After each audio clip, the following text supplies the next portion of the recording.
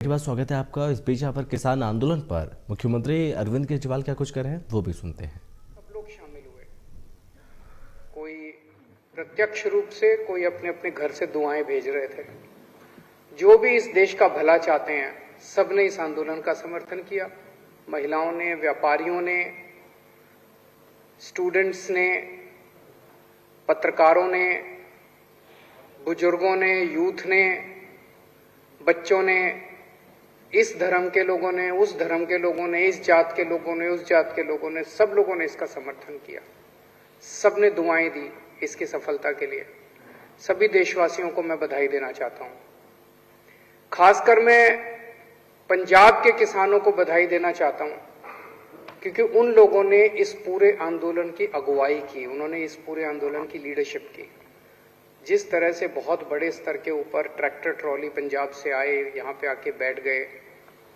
पंजाब की उन महिलाओं को मैं बधाई देना चाहता हूं जो कंधे से कंधा मिला के यहाँ पे कई दिनों तक इस आंदोलन में बॉर्डर के ऊपर उनके साथ बैठी हुई थी। सर्दी में, गर्मी में कितनी बाधाएं आई इनको, कितनी इन्होंने तकलीफें सही। मतलब मेरे को याद है पिछली बार अभी तो उतनी सर्दी नहीं पड़ी, लेकिन पिछली साल जब कड़ाके की सर्दी पड़ रही थी, हम सोचा करते थे कि हम अपने घर में इतने बड़े सारे हीटर लगा के बैठे हैं और इतनी रजाई के अंदर बैठे हैं। ये किसान बॉर्डर के ऊपर पता नहीं कैसे बैठे होंगे, कैसे सो रहे होंगे खुले आसमान के नीचे। फिर गर्मी आई, डेंगू आया, कोरोना आया, सारी बाधाओं को दूर वो करते हुए अंत पंत में किसानों की जीत हुई। तीनों कानूनों को वापस लिया गया। मैं समझता हूं कि शायद ये इंसान के इतिहास में, दुनिया के इतिहास में सबसे लंबा आंदोलन था। मैं और कोई ऐसा आंदोलन नहीं जानता। भारत में 1907 में एक आंदोलन हुआ था, वो भी किसानों का आंदोलन था, पंजाब के किसानों का आंदोलन था, और वो अंग्रेजों के खिलाफ हुआ था। वो 9 महीने चला था, 1907 में हुआ था। उसके बाद अब किसानों को आंदोलन करना पड़ा अपनी सरकार के, चुनी हुई सरकार के खिलाफ। ये 12 महीने चला। दुनिया का सबसे लंबा आंदोलन, सबसे अहिंसात्मक आंदोलन, संयमित आंदोलन।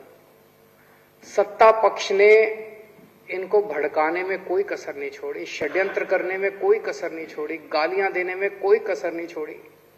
उनको कुचला गया। लखीमपुर का जो इंसिडेंट है बहुत ही दर्दनाक इंसिडेंट है कि सरेआम सड़क के ऊपर इतने लोगों के सामने, हजारों लोगों के सामने किसानों को गाड़ी से कुचल दिया गया।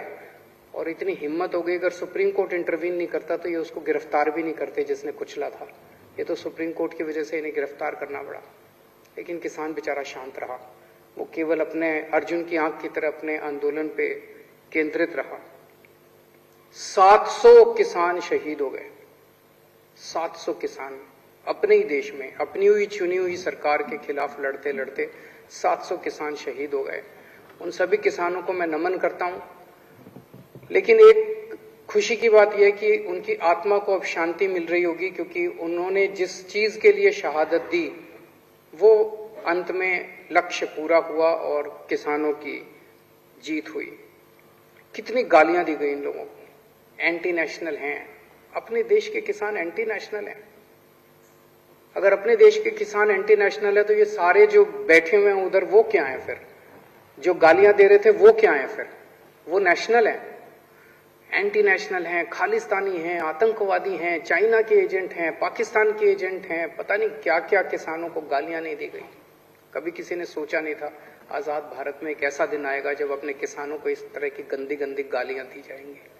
और किसानों ने पलट के इनका जवाब नहीं दिया। किसान शांति से बैठे रहे। इतनी हिंसा की गई, इतने वाटर कैनन इनके ऊपर बरसाए गए, लेकिन इनकी हिम्मत के सामने सरकारों के वाटर कैनन का पानी सूख गया। इनकी कीलें, सड़क के ऊपर कीलें ठोकी गई, लेकिन इनकी हिम्मत के सामने सरकार की कीलें भी पिघल गई। बैरियर लगाए गए, सब किया गया इनको, लेकिन इनकी हिम्मत नहीं तोड़ पाई ये सरकार। और अंत पंत में इस सरकार को झुकना पड़ा। इनके अहंकार को तोड़ दिया इन किसानों ने। जिस तरह से आजादी की लड़ाई लड़ी गई थी, ये किसी आजादी की लड़ाई से कम नहीं था। सबसे बड़ी बात यह हुई कि ये किसानों की जीत नहीं है, ये जनतंत्र की जीत है, भारत की जीत है। इस देश के अंदर जो पिछले कुछ सालों से लोगों का डेमोक्रेसी के ऊपर से भरोसा उठता जा रहा था कि यार इस देश के अंदर तो कुछ चलता ही नहीं है, इनकी मेजॉरिटी आ गई है, कुछ भी कर लेते हैं, किसी के खिलाफ भी ये करते हैं, वो करते हैं, रेड मारते हैं, लोगों को तंग करते हैं, डेमोक्रेसी तो बची ही नहीं देश के अंदर। ऐसा इनको भी लगता है। इनसे जब प्राइवेट में बात करो ये भी बहुत दुखी है, ये भी सारे बहुत दुखी हैं वो, लेकिन ऊपर से ऑर्डर आते हैं कि भाई यहाँ पे जो ज्यादा तेज बोलेगा उसको पद मिलेगा। तो इनकी मजबूरी है, पर ये हैं सारे अपने ही, दिल से ये सारे अपने साथ हैं। सो जनतंत्र की जीत हुई है, जनतंत्र में लोगों का भरोसा बढ़ा है बहुत ज्यादा। ये एक तरह से हवन था, उस हवन में हम सब लोगों ने भी अपनी तरफ से एक चम्मच घी का डाला। जब हमारे को फाइल आई हमारे पास कि किसान आ रहे हैं, पंजाब से चल पड़े हैं, बॉर्डर पे पहुंचने वाले हैं, उन किसानों के लिए स्टेडियम्स को जेल बनाया जाएगा, तो मेरे को अपने अन्ना आंदोलन के दिन याद आ गया। उस टाइम हमें भी जेलों में रखा गया था, इन्हीं स्टेडियम्स के अंदर हम भी रहे हैं, हमने भी रातें काटी हैं इन्हीं स्टेडियम्स के अंदर। तो मैं समझ गया कि ये स्टेडियम के अंदर इनको पटक देंगे सबको, किसानों को, और आंदोलन खत्म। फिर तुम स्टेडियम में बैठे रहो, जितने भी दिन बैठना है तुम करते रहो। तो हमने मंजूरी नहीं दी, बहुत नाराज हुई केंद्र सरकार, बहुत नाराज हुई। वैसे ही बहुत तंग करते हैं, मैंने सोचा और थोड़ा तंग कर लेंगे, क्या फर्क पड़ता है। तो बहुत नाराज हुए। बॉर्डर के ऊपर जितनी जरूरत पड़ी, जब जरूरत पड़ी, पानी की, खाने की, टॉयलेट्स की, हमने पूरी मदद की किसानों की।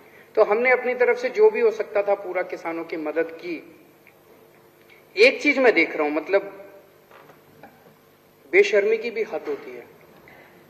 जब ये 3 काले कानून लाए गए तो भाजपा वालों ने चारों तरफ वाह क्या मास्टर स्ट्रोक है, और जब ये तीनों कानून वापस लिए गए तो बोले वाह क्या मास्टर स्ट्रोक है।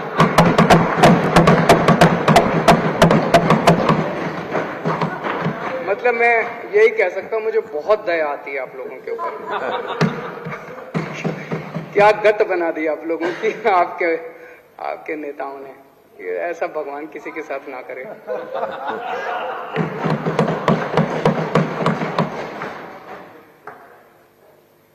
किसानों की जो मांगे हैं, अभी जो पेंडिंग मांगे हैं, हम उनका पूरा समर्थन करते हैं। टेनी साहब को तुरंत केंद्रीय मंत्रिमंडल से बर्खास्त किया जाना चाहिए। मुझे नहीं पता कि केंद्र सरकार की क्या मजबूरी है, कुछ तो मजबूरी होगी जो उस एक आदमी का बोझ लेके केंद्र सरकार अपने कंधे पे ढो रही है। क्यों नहीं उसको हटा देते?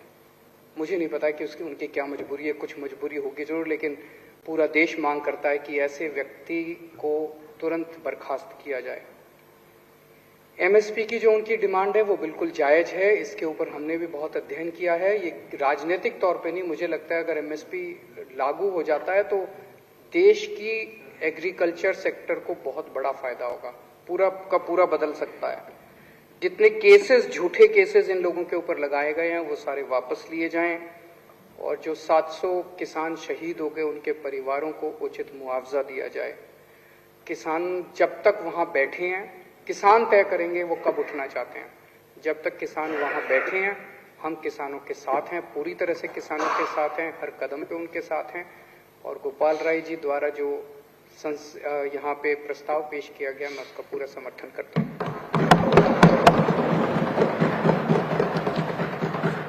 अब माननीय विकास मंत्री श्री गोपाल राय जी चर्चा का उत्तर देंगे और संकल्प को पारित करने का अनुरोध करेंगे। माननीय अध्यक्ष महोदय, सदन ने